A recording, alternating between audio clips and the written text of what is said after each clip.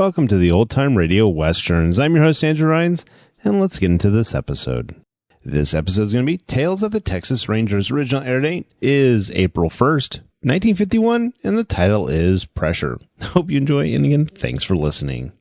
The National Broadcasting Company presents Joel McCrea in Tales of the Texas Rangers. Tonight, transcribed from Hollywood, another authentic reenactment of a case from the files of the Texas Rangers.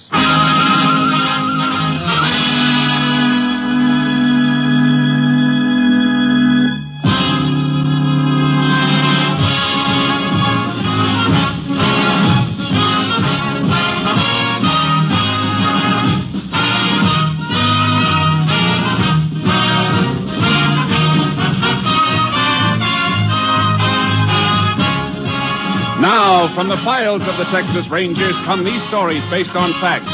Only names, dates, and places are fictitious for obvious reasons. The events themselves are a matter of record.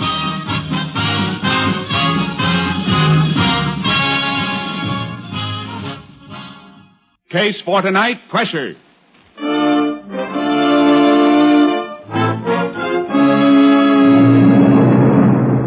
It is 11 p.m., a Saturday night in January 1933. Sheriff Russ Morton drives his car to the end of the well-lighted main street of Lingua, Texas, and turns onto a narrow wooden bridge that crosses the railroad yards and leads to the Negro quarter of town on the far side of the tracks. In the car with the sheriff is his deputy, Sam Billings. Both men are uneasy. Doesn't look like there's much doing across the tracks, Sam. I don't get it, Sheriff. I was over here less than an hour ago, and the cafes was packed so thick you couldn't stir 'em with a stick. No. Who sent out to call for us? Pedro at the Cantina Cafe. I didn't get half of what he said. He sounded scared to death. Just kept yelling to come get old Lucifer out of his place. Old Lucifer? Can't imagine him stirring up no trouble. No, neither can I. But, Sam, I don't like the look of this. There isn't a light shown in the whole quarter. Not even in shack or shanty. Might have been a knifing, Sheriff. Oh, knifing might make one place go dark, but not all of them. Cantina's off left, off the next street. Nobody on the streets. Not even a dog on the prowl. If old Lucifer is behind this, he sure sent everybody running for cover. Now, how could an old man like... Sheriff, look. Cantina ain't open either. Guess Pedro got old Lucifer to leave without waiting for our help. Yeah, then closed up tighter than a drum. Why? I can't figure it. What are we going to do now? We're going to find out what's wrong over here. Keep your eyes peeled.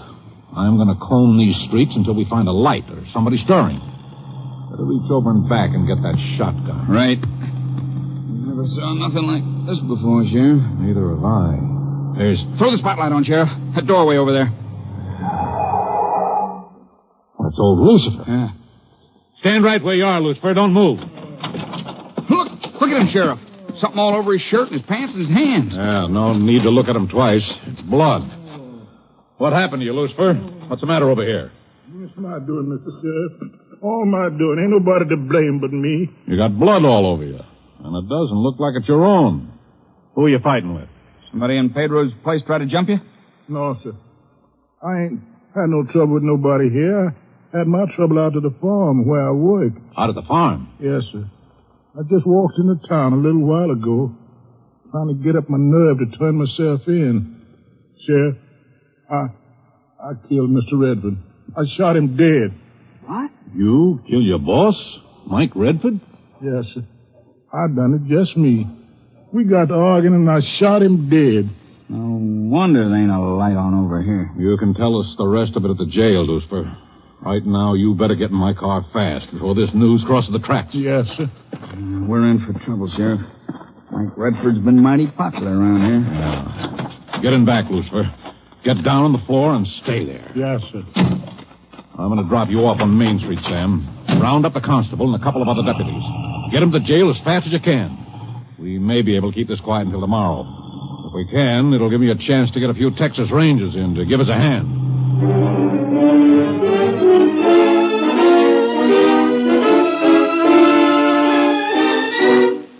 The news of Mike Redford's murder struck the town on the afternoon of the following day. But by that time, Sheriff Morton had help. He was joined at the Lingwood jail by Texas Ranger Jayce Pearson. Here's Lucifer's confession if you want to see it, Jayce. He made a full statement when he brought him in last night. Pretty short statement. Yeah, short and to the point. Says he had it in for Redford for a long time. Made up his mind to settle it last night. Went up the house, started to fight, and shot him. These are the clothes Lucifer was wearing. Blood all over him. You have the blood analyzed? Yeah. Medical examiner did it when the JP ordered an autopsy. It matches Redford's blood type, all right. We ought to have a full autopsy report in an hour or so. Captain Stinson ought to be here by then. Good. I got my deputies posted around, but extra hands will be a help in case of trouble. Town looks peaceful enough. News hasn't been out long. We couldn't keep it quiet after the medical examiner had the body brought in the funeral home, though. Where are you keeping Lucifer? Oh, that's him in the bunk in the cell, back at the end of the block there. No other prisoners? I had them all moved up into the tank upstairs. Good idea. The statement says Lucifer worked on the Redford farm all his life. Yeah, started there when Mike's grandfather owned the place and just stayed on.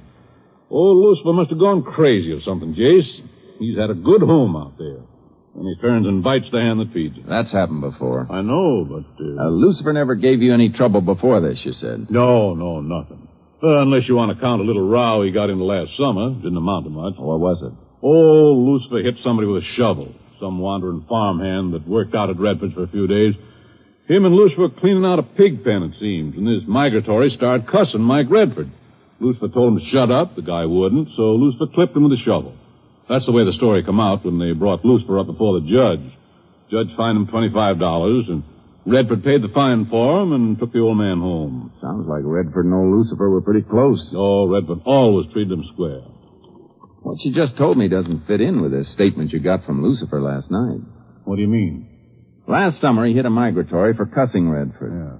Look here. On page 2 of this statement, Lucifer says, I had a grudge in for Mr. Redford ever since his pappy died, and he come to be my boss 8 years ago. I didn't like him, and I made up my mind I'd kill him. It doesn't fit, does it? If this statement were true, Lucifer wouldn't have been up before a judge for defending Redford last summer. Howdy, Jayce. Took your horse out of the trailer and watered him. Thanks, Sam. Sheriff, Lucifer's grandson Chad's out in the hall. Wants to know if he can see the old man. Just for a minute, please, Mr. Sheriff. Well, I guess it won't hurt none. Come on. Got a visitor for you, Lucifer. Grandson, Chad. No. Please, don't let him in. I don't want to see him. Don't want to see nobody. Grandpa, we got to get you a lawyer or something. I don't want nothing. You go home. Don't talk to me. You just have home and stay there. Make him go, Sheriff. Make him go. You know you ought to go. That old man may be right. I don't want to see you no how. Don't ever come here again. But Grandpa, you got to... Never mind, Chad, never mind. You get out like you said and go home. Come on. Sam, you'd better drive him out of town. Let him cut across the fields and through the hills to his place, but see that he stays off the highway when you leave him. Okay, Sheriff. Go ahead, Chad. Where does he live, Chad? Up in the hills, about 4 miles behind Redford. I'd like to take a ride out to Redford's place. If there is going to be any trouble here, it won't come before dark. Besides, I'd like to talk to Chad. I'm going to catch Sam and ride with him. Yeah, I'll see if I can stop him from the window. Sam? Yes, Sheriff? Wait a minute. Ranger's going to ride out with you. Okay. He's waiting, Jayce. There's a deputy guarding the place out there, making sure nothing's touched until we get photographed. Good. Thanks. Mr. Ranger, what are you going out there for? I told the sheriff everything, sir. No need for you to be going out there. Maybe there's no need for you being behind those bars either, Lucifer. I'd like to make sure.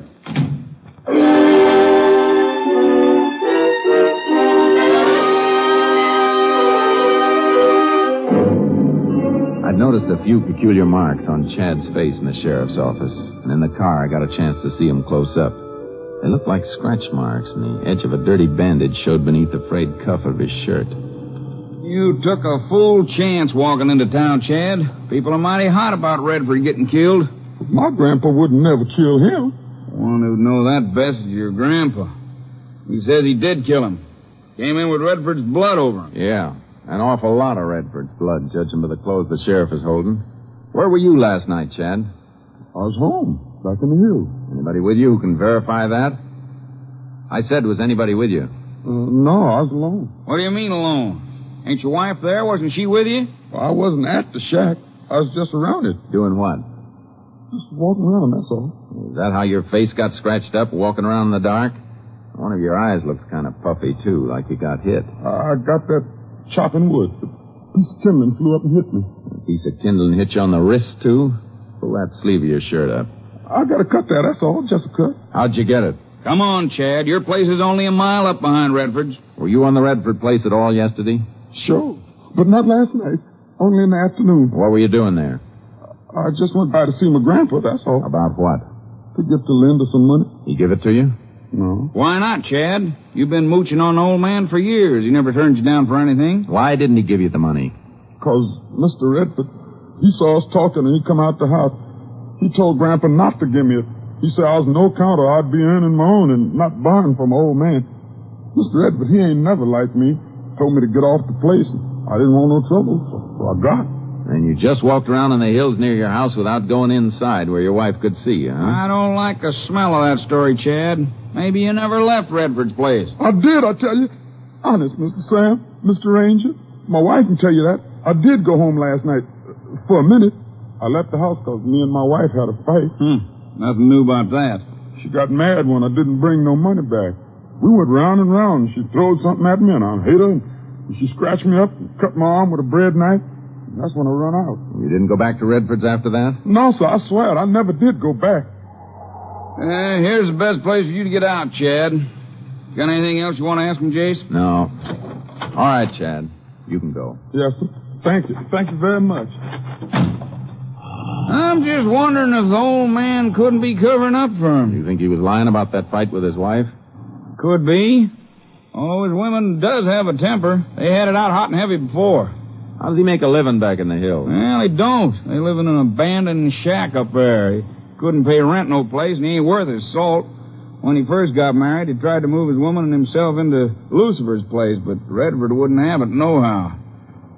If anybody was toting a grudge against Redford, I'd bet on Chad, not old Lucifer. It's a cinch somebody was toting one, or Redford wouldn't be dead.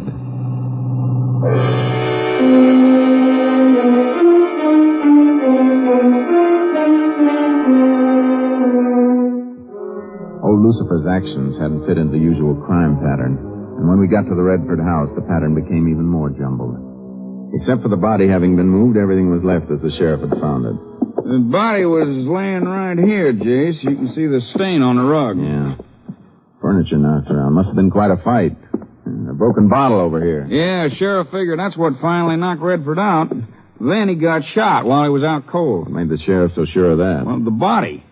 Bullet fired right into the head from close up. Burns on the face. And no blood around except that one spot on the floor. And those handprints Lucifer left on the furniture and the wallpaper. Those handprints are what bother me most. Why? If Lucifer shot Redford, why didn't he just back off and get out of here? How'd he get blood all over him? And why'd he smear it all over everything like a kid with a 10-cent tube of red paint? Yeah, I see what you mean. Does seem like it was kind of deliberate. You think an old man like Lucifer could have wrecked half this room fighting a younger man like Redford? Ranger, I guess the sheriff and me didn't think of a lot of things now that you're pointing them out. It's not your fault. You thought you had a clear case and a confession. That makes it easy to overlook things. Young fella like Chad might have put up quite a fight with Redford. What about the gun Redford was killed with? Well, we haven't got it. Lucifer said he threw it into some bushes on the way into town. Couldn't tell us where. Weapon might have been a 32 or 38. Autopsy will tell us when we get the slug. All right. Let's get back to town. If the old man is covering up for his grandson, how are we going to break him down if he keeps on Wait a saying... minute, Sam. Look at this. On the cupboard. What? 2 whiskey glasses. Yeah. And both of them full. Ring on the wood here shows where the bottle was standing. Looks like Redford poured 2 drinks, one for himself and one for somebody else. But they didn't get to drink them. Fight probably started before they got a chance to bend elbows. We know the bottle was used to knock Redford out. Hey, that kicks a hole in what we've been thinking. A big hole. Who was Redford drinking with? It's a cinch it wasn't Chad. Redford ordered him off the place. And the old man's confession must be on the level. No, it isn't, Sam, because it's not likely Redford would have been having Lucifer in for a drink either. There was somebody else here. Somebody who either killed Redford or saw who did.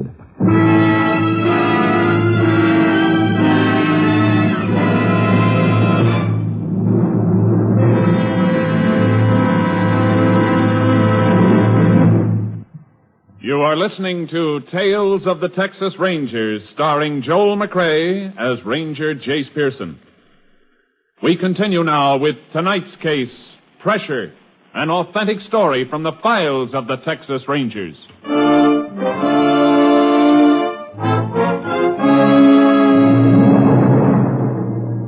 Sam and I headed back for town. The streets were crowded but quiet, the way they should be on a Sunday afternoon.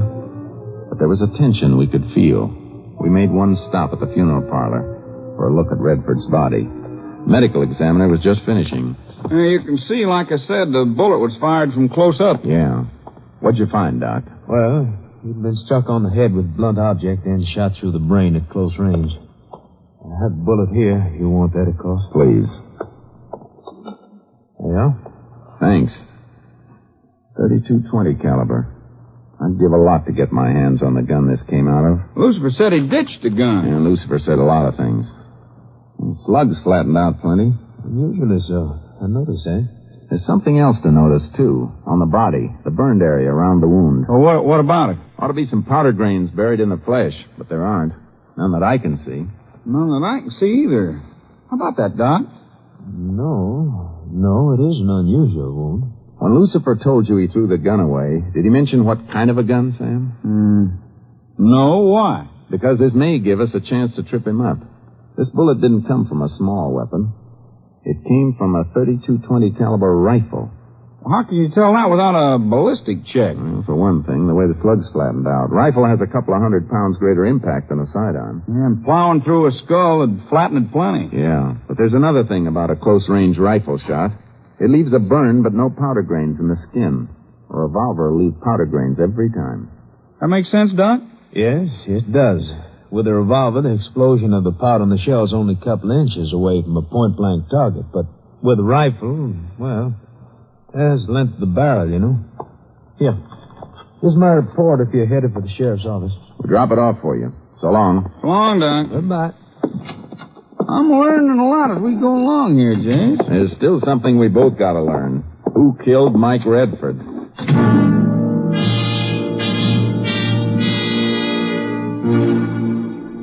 There were a couple of ranger cars outside the jail when we got there. Men from my company were standing casually at points along the street. But they weren't as casual as they looked. The jail was carefully circled, and they commanded all approaches. Captain Stinson was inside with the sheriff. Jayce, the sheriff tells me you're not satisfied with Lucifer's confession. That's right, Captain. How about bringing Lucifer out here for a minute, Sheriff? Sure thing. Things are going to start blowing around here after sundown, Jayce. I know it. I felt it all the way through town. All it needs is some hothead to start it off. Well, if it starts, we'll stop it. Well, maybe there won't be no trouble. Town's pretty crowded, Sam. A lot of cars coming in. Come out here, Lucifer. Well, town's always crowded on Sunday. They're not ganging up any place. Well, that can come later. But there's one sign of trouble you can't ignore. Take a look out that window. There's not a woman in sight all the way down Main Street. The men are coming in alone. Here he is, Jayce. Thanks, Sheriff. Lucifer, you said you killed Redford and then threw the gun away. That's the honest truth, Mr. Ranger. Where'd you throw it? I don't remember, sir. Was it a gun like this one in my holster? Well, was it? Maybe. Guns look all the same to me. Or was it about the size of this one? All guns are about that size, sir. Not all guns, Lucifer. You're not telling me the truth. Because Redford wasn't killed with this kind of a gun. He was killed with a rifle. You're covering up for Chad. No, sir. Chad had nothing to do with it. It was me, just me. Listen to me, Lucifer. You think Chad killed Redford, but I don't. If you want to help him, open up and tell the truth. Oh, Chad couldn't have done it. He left the place when Mr. Radford run him off, honest. I see him leave. Then what happened? I went to my house, and after it got dark, there was a gunshot. It came from Mr. Redford's house. I left my place, run over to see if anything was wrong, and... Redford was dead when you found him. Then how did he get blood all over him, Jayce? You tell your sheriff. Go on, Lucifer. I lift him a little to hold his head in my lap.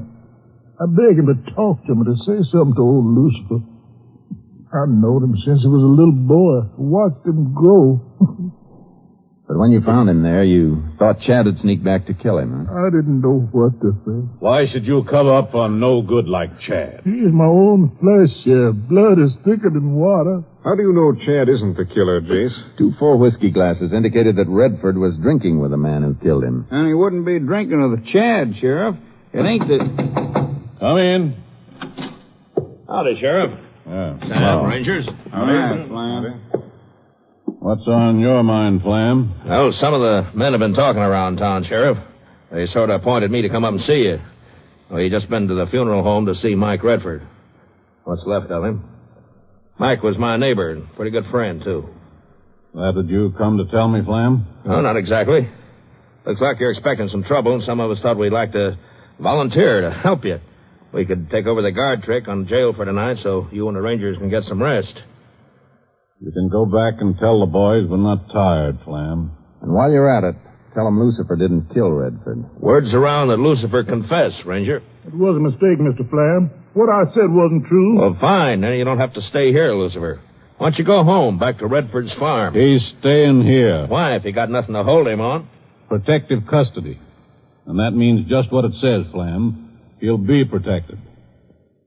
You can go now. All right, Sheriff. Just a minute, Mr. Flam. Yeah, Captain? If you should see any men around who look like they're fixing to start some trouble, do us a favor. And do them a favor, too. Tell them to go home. Sure, Captain. I'll tell them. Sam, lock Lucifer up again, will you? Sure. Come on, Lucifer. Yes, sir. Flam looks like he may be the man who sparked that crowd. Yeah. Flam and Redford were mighty close. Sheriff, we've got to move Lucifer out of the county for safekeeping. If Flam gets a mob stirred up at night, anything can happen, and a few people are liable to get killed. He's safer in here than he'd be if we took him outside. Not if they fire this building. We'll move him right after sundown. How? Where? Seems to me the best place would be some small-town lockup across the county line where nobody'd know him and nobody'd think of looking for him. That's what I had in mind. Sam? Yeah, Captain? Get Jayce's horse, Charcoal, out of his trailer. Pick up 2 more horses and take them all to the field south of town. Hobble them and stash the saddles away under cover so you'll know where they are later. Okay. After you leave them, on the way back, you can drop the word that we're moving Lucifer out of here tonight. You mean you want the whole town to know it?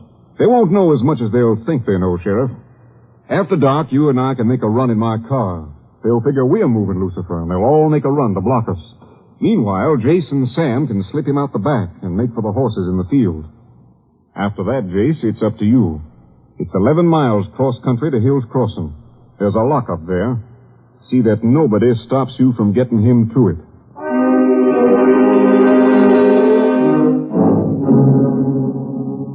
We waited until dark without turning on a light in the building. Then Captain Stinson, the sheriff, took one of the deputies covered with a blanket and made a run for the captain's car, while Sam and I took Lucifer out the back. We ran across the field where the horses had been left and began to saddle them. Listen. Sounds like the sheriff and your captain have hit trouble, Jayce. Probably somebody tried to block the road and kept scaring them off. Hurry with that last Yeah, scene. ready to go, Jayce. After I take this one hobble off. Good. Come on, Lucifer. I'll give you a boost. Yes, sir. Here's charcoal, Jayce. Ready to run. Thanks. Steady, boy. You set, Sam? As soon as I get mounted, no more shooting. No. Captain discourages them quick. Yeah, but by now that crowd may know they ain't got Lucifer in the car. Too late to do them any good. This is going to be a rough ride for you, Lucifer. Let us know if you want to slow up or stop. I'll be all right, sir. Good. Let's ride. Up, Charlie. Get up, boy. Come on. Just hang on the horn, Lucifer. Yes, sir. Come on, boy. Up.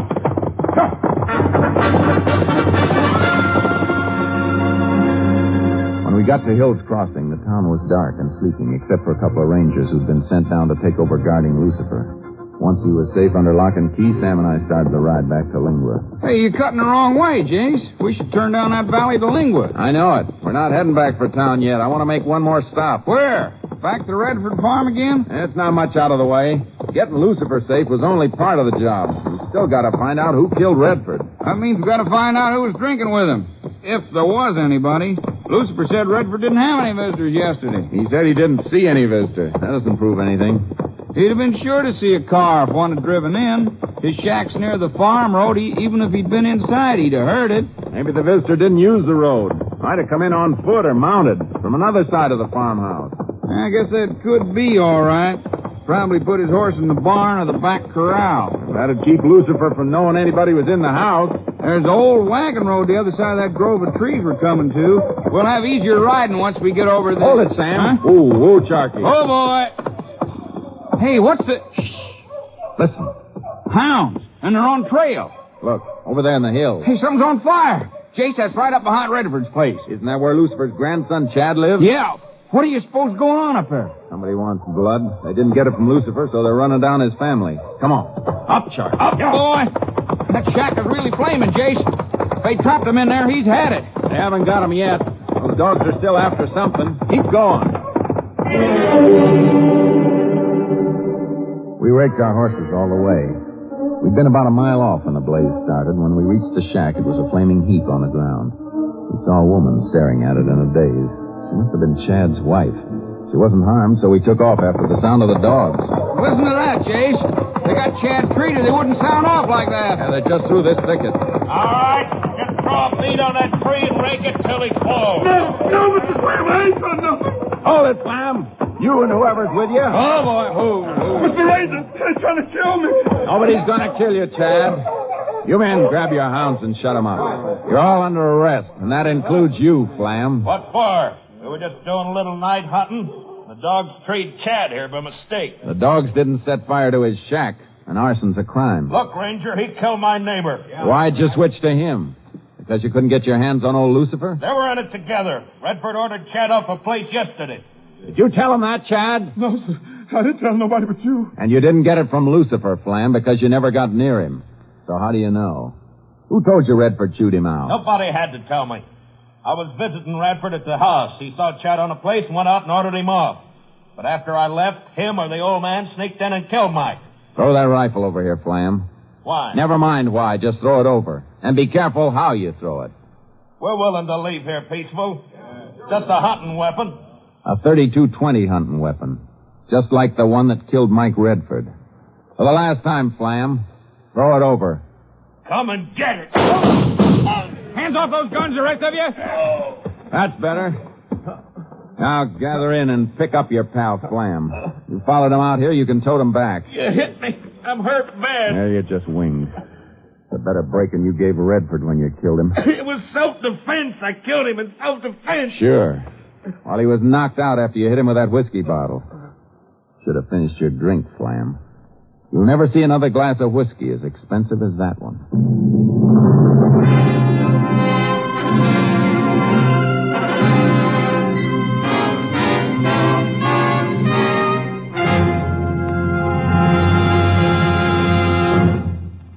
Jack Flam confessed to the murder of Mike Radford. His statement disclosed that the killing had been the result of an argument over ownership of a strip of land between his farm and Radford's. Flam was sentenced to life imprisonment. 4 other men convicted of armed participation in the attempted lynching of old Lucifer and his grandson Chad were given prescribed terms in the county jail.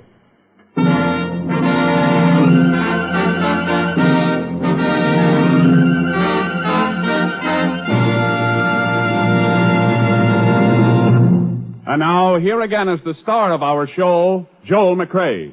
There are thousands of people living today who have survived only because of the Red Cross. These people will never have to be reminded of its great service to humanity. But this year, the Red Cross drive has fallen short of its needed goal. So give to the Red Cross, won't you? And invest in humanity. Good night, folks.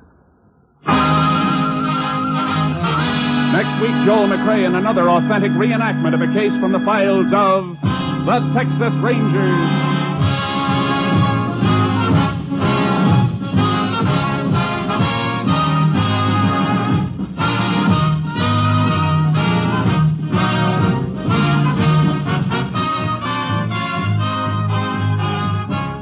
Joel McCrea is currently seen starring in the Universal International Technicolor production Frenchie. Tonight's cast included Tony Barrett, Will Wright, Herb Vigran, Ernie Whitman, Roy Glenn, Bill Conrad, and Byron Kane. This story was transcribed and adapted by Joel Murcott, and the program was produced and directed by Stacy Keach. This is Hal Gibney speaking.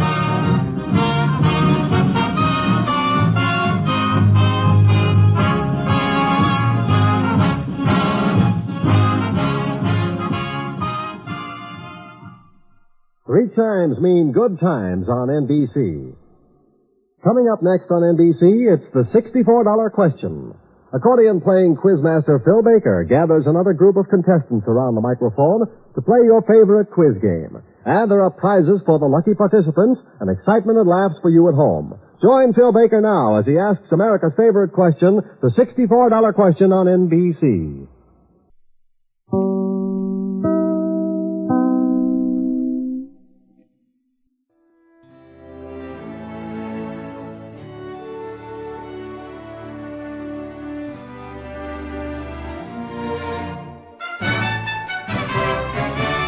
This has been a presentation of OTRWesterns.com, and we hope you enjoyed. Please take some time to like and rate our shows in your favorite podcast application. Follow us on Facebook by going to OTRWesterns.com/Facebook. Join in the conversation by going to OTRWesterns.com/Discord. And don't forget to send us an email, podcast@OTRWesterns.com. This episode is copyright under the Attribution Non-Commercial Share Alike copyright. For more information, go to OTRWesterns.com/copyright. Have a great day, and again, thanks for listening.